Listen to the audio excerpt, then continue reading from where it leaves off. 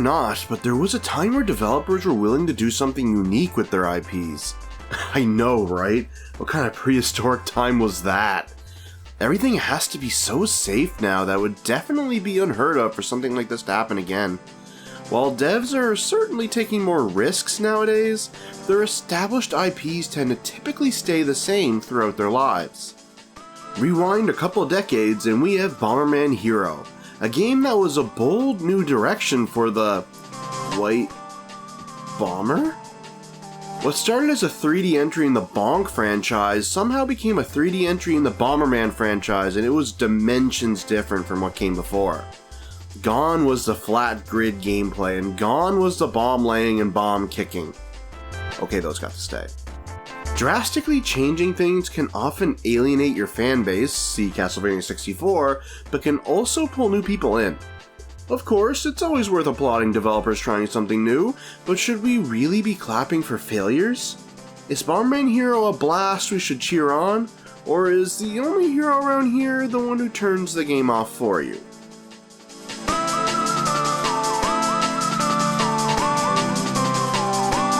Bomberman Hero stars the titular Bomberman as he is just existing before Star Wars happens. No joke. A little robot by the name of P-Bot and a princess named Princess Million have escaped an attack by an evil empire with a mysterious disc. A disc that the empire wants. Sounds awfully familiar, huh? P-Bot escapes with the disc while the princess is captured by the evil Garridan Empire. Thankfully, P-Bot makes his way to Bomberman and alerts him of this vague threat. Bomberman leaps into action and, while things do sort of happen, that is pretty much it. The story is all fairly simple and doesn't add or take anything away, much like stories outside RPGs in general at the time.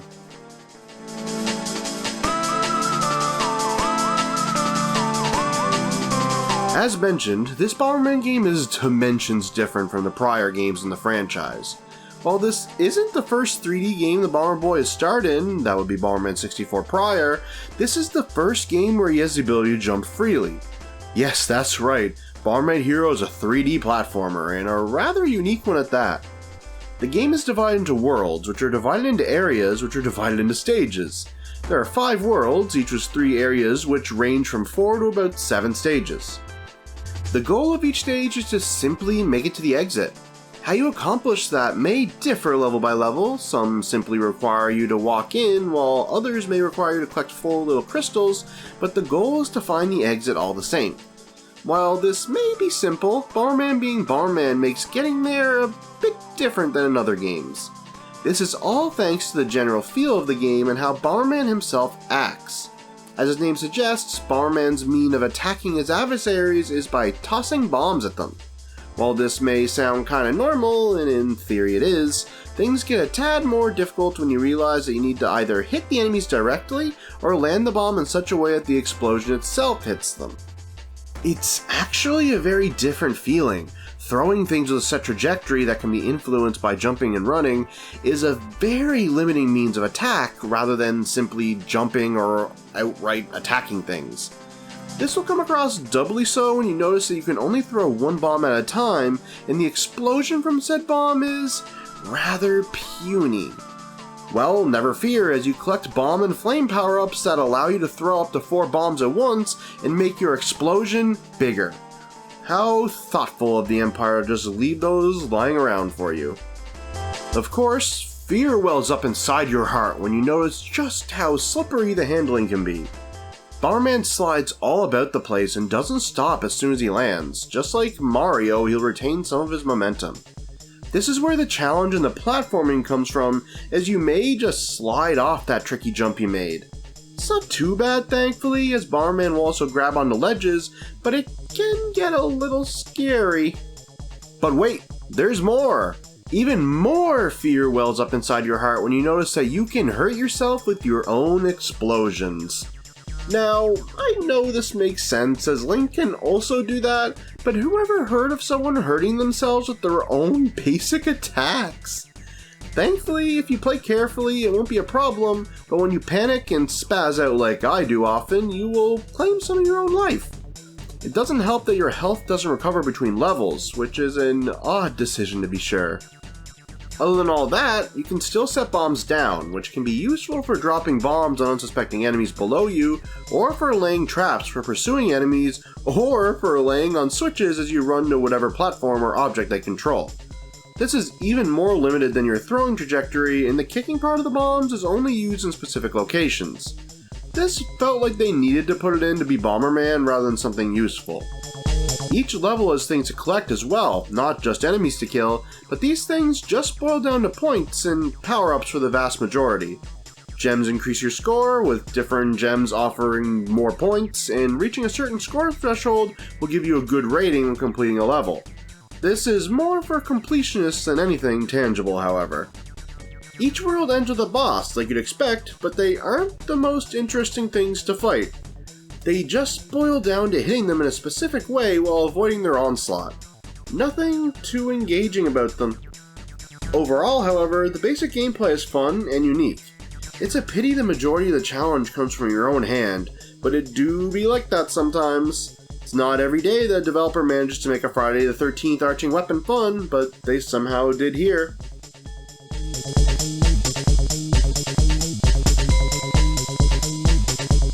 Outside of plain Jane jumping and tossing stages, there are also vehicular stages for you to commit some vehicular bombings. These stages consist of attaching some form of propulsion to Bomberman and are auto-scrolling sort of stages where your goal is to just survive, though exceptions do exist. These attachments consist of a jet, a submarine, a helicopter, and a snowboard, and each one controls a bit differently. The jet and submarine are fairly similar, with the major difference being the environment around you, but the helicopter and snowboard are the most different. The helicopter has more freedom, even having the ability to go back and forth, and usually wants an objective to complete the levels. Meanwhile, the snowboard is a miserable experience and only used a few times. Thankfully. The snowboard can only jump and do a spin, and this is your primary means of attack. It feels atrocious. The others aren't too fun either, with their controls being a bit too limiting and their means of attack being a bit too unreliable, with the jet and sub relying on a crappy homing bomb, and the chopper relying on dropping bombs on things. Every time one of these showed up, I sighed. I just want to jump around, bro. They aren't used enough to drag the experience down too much, but boy, would I rather not.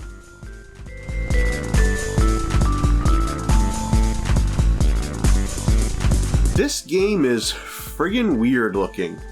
The environments, as well as enemies and such, make very little sense.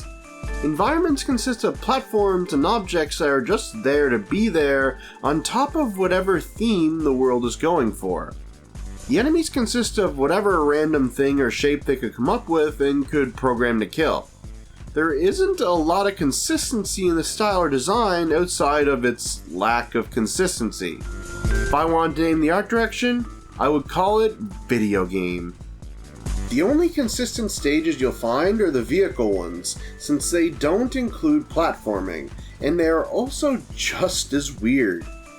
Granted, this is a Nintendo 64 game, so it's fair for things to not make a ton of sense, but this is the generation where developers started to put a bit more care into the world they were designing.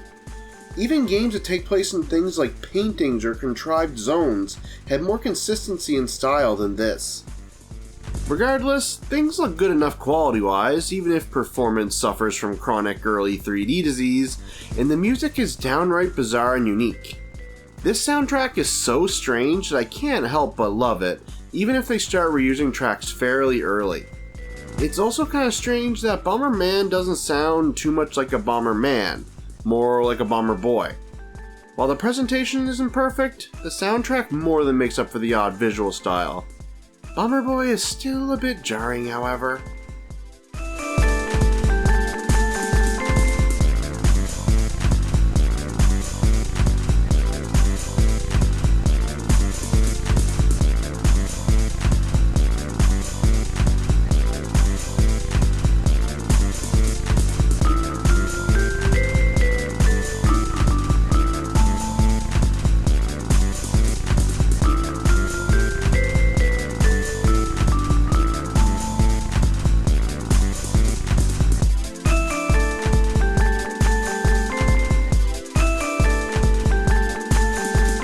When the fuse burns down and the dust settles from the accidental explosion you caused on your last sliver of life, Bomberman Hero remains a fun and unique experience.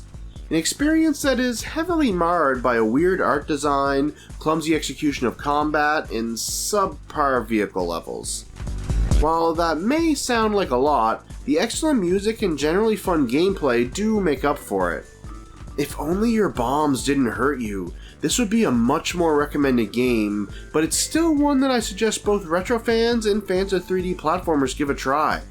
It's a one-of-a-kind game, and the out-of-pocket Star Wars story and self-destructive tendencies the game has don't ruin it at all. On the does it hold up scale, I give this one a cautious yeppers, and I award it a 6 out of 10. If only the Bomber Boy was given the chance to become a true Bomberman, I think we could have had something special on our hands. That being said, I hope you enjoyed the review. If you did, why not like, comment, and subscribe? It'll help the channel grow and light a fire under me, getting me to make more of these reviews. I would love to hear your opinion on either the video or the game in the comments below. I'll be doing more retro reviews and we'll be doing some Let's Plays, so why not check back from time to time? Until next time.